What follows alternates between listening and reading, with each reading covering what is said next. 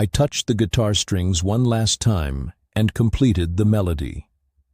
As the rain fell onto the city sidewalks under the dim light of the street lamps, I grasped my warm coffee cup tighter. My eyes were beyond the glass, but my mind was far away, where Leo was. I remember the day we first met. It was a cold autumn day. I was playing guitar at a cafe, at a table in the corner. When I looked up, I saw a man who couldn't take his eyes off me. Leo. I still can't forget that look. Then somehow our paths crossed, and we started talking thanks to mutual friends. I don't recall our first words, but the attraction between us was almost palpable. I was passionate about music, while he was determined to live every moment of life to the fullest. We were different, but somehow we completed each other. We spent more time together, long walks, midnight conversations, old songs playing until dawn. And the touches. First, an innocent closeness, then a fleeting hand contact, deep gazes.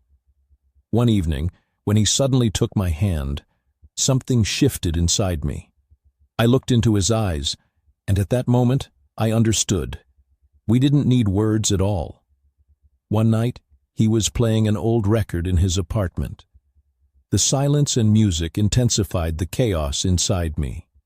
Then I felt his warm breath on my neck. I closed my eyes. I wanted to fall into that moment, to surrender completely. But at that very moment, a strange fear washed over me. Could I truly let go? Could I completely surrender to Leo, to this flow? He noticed my hesitation. He gently pulled back. "If you don't want to," he whispered. I shook my head. "No, But I couldn't finish my sentence. He cupped my face in his hands, looking into my eyes. "Whenever you're ready, I'll be here." That night, we fell asleep holding each other. But could I silence the storms raging inside me? Were my feelings for Leo overshadowed by my inner turmoil? Or did it truly feel as it was meant to be? As time went on, the conflicts within me were growing. I wanted Leo. Every moment I thought of him, something trembled inside me.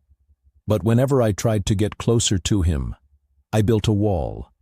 It was as if I was afraid to let go completely. He was patient, not forcing me.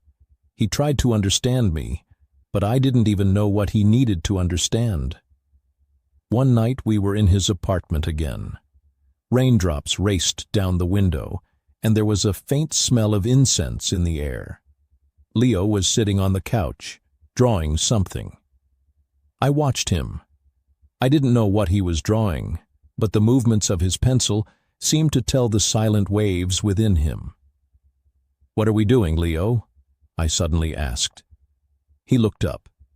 In his eyes, there was the calm I knew, but beneath it, something was cracking.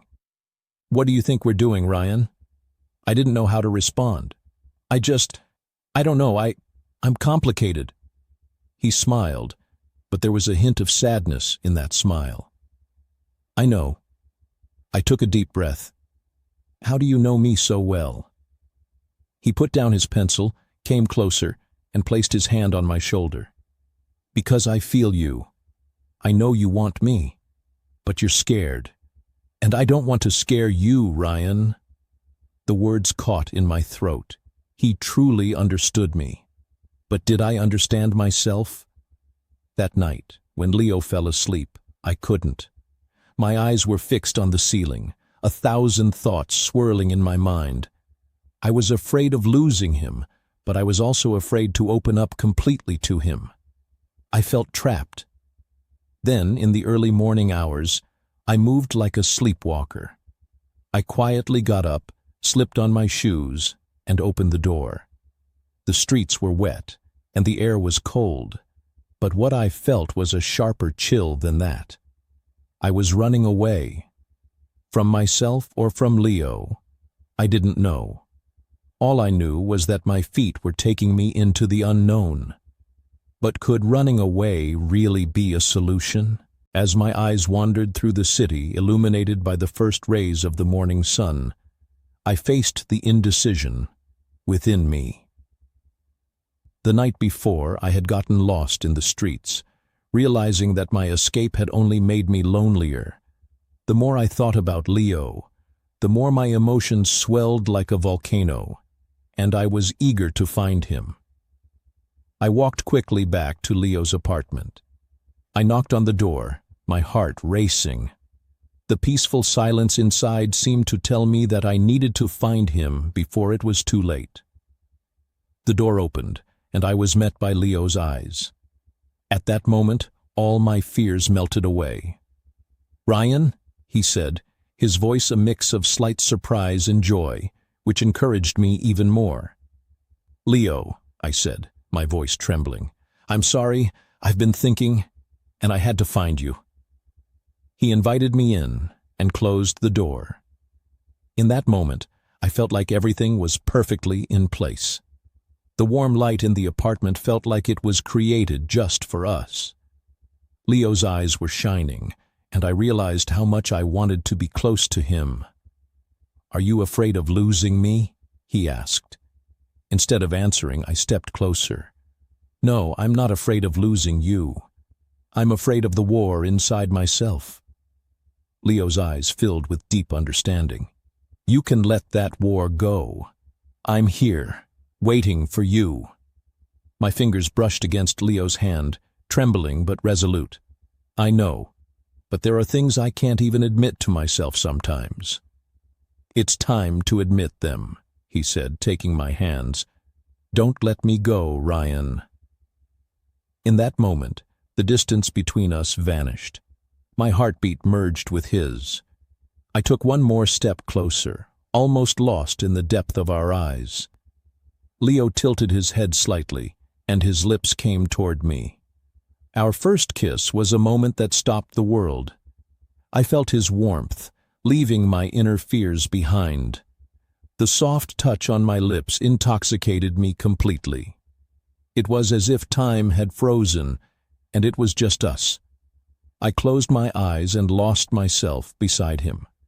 As Leo caressed my face with his fingers, all the battles inside me came to an end. I surrendered to him completely. Everything I felt became a tangible bond between us. We stayed like that for a while, our hands intertwined, resting our heads against each other. I felt that everything was right, that this moment belonged to just the two of us. From that moment on, I realized that my fears were slowly melting away. "I won't let you go anymore," I said, the words flowing from my lips. Leo nodded with a smile. "We're together, Ryan. Everything is fine." And in that moment, we simply held each other. All the darkness within me illuminated, and a new beginning was dawning. As time went on, every moment spent with Leo became a treasure to me. After that kiss, we turned a new page in our lives. Our days were filled with deep conversations over coffee in the mornings, concerts we attended together in the evenings, and music-filled moments that lasted until dawn. Leo's energy was like a warmth that enveloped me. When I was with him, anything seemed possible. However, a dark shadow began to loom over this happiness. Societal expectations had been gnawing at us for some time. Leo was under pressure from his family and surroundings. One evening, with tears in his eyes, he said, "I can't be with someone like you." In that moment, even though I didn't want to hear the words, something inside me shattered. I knew how difficult everything was, but this truth hurt me even more. As time passed, unexpectedly, Leo became engaged to a woman. The day of the wedding felt like a nightmare I didn't want to be a part of. My heart raced as if it would leap out of my chest. Leo had taken the place of the man I loved. He was now a part of a role defined by society rather than the vibrant, life-filled Leo I once knew. Seeing the sparkle in his eyes, the one that once illuminated my world, fade away deeply affected me. Years went by. One day, while sitting in a cafe, a familiar silhouette walked in through the door. My heart paused for a moment. It was Leo. The moment our eyes met, I felt time freeze. I walked toward him. We both knew each other, but we weren't sure what words to use. "Ryan," he said, his voice filled with that familiar tone but weighted down with sadness. "How are you?" Taking a deep breath, I replied, "I'm good, and you?" "You know, life, it didn't go as we expected." As I ordered my coffee, I saw the emptiness in his eyes, rekindling memories inside me. We sat down and shared our past without being crushed under the weight of the years. Leo talked about his wife and children. I understood where his energy had gone. The sparkle in his eyes was gone, but I could still feel the deep emotional waves within him as he spoke. We talked until our coffees grew cold. In that moment, while reminiscing about the past, all the chaos within me began to ease. We were like two old friends who recognized each other, but also felt like strangers. Perhaps the things we lost over the years were filled with the hope of reunion. That day, I thought that everything could be a turning point. The peace of being with Leo might just be the beginning of something anew. As the rain gently trickled down the window pane, I thought about the moments I experienced in the past. Leo's face emerged in my memory, intertwined with my trembling hands. The missed opportunities haunted me like shadows. Seeing how the vibrant man who once filled my life had now faded away, filled me with sadness. The memories we shared echoed in the depths of my heart, making me reflect on the fact that those magnificent days would never return. Sometimes, the opportunities life presents can slip through our fingers. Perhaps that moment would give me the courage I needed to turn my life onto a different path. Now, as I ponder the past, my hopes for the future were renewed. Every moment spent with Leo reminded me of the value of love and connections. The peace I felt being with him sparked hope that perhaps something new could begin. Think about the missed opportunities in your life, or the relationships you wish to reevaluate. Maybe it's time to accept your past mistakes and make a fresh start. If you enjoyed my story, don't forget to share your thoughts with me. I'm looking forward to your comments below. Let's discuss the past and the future together.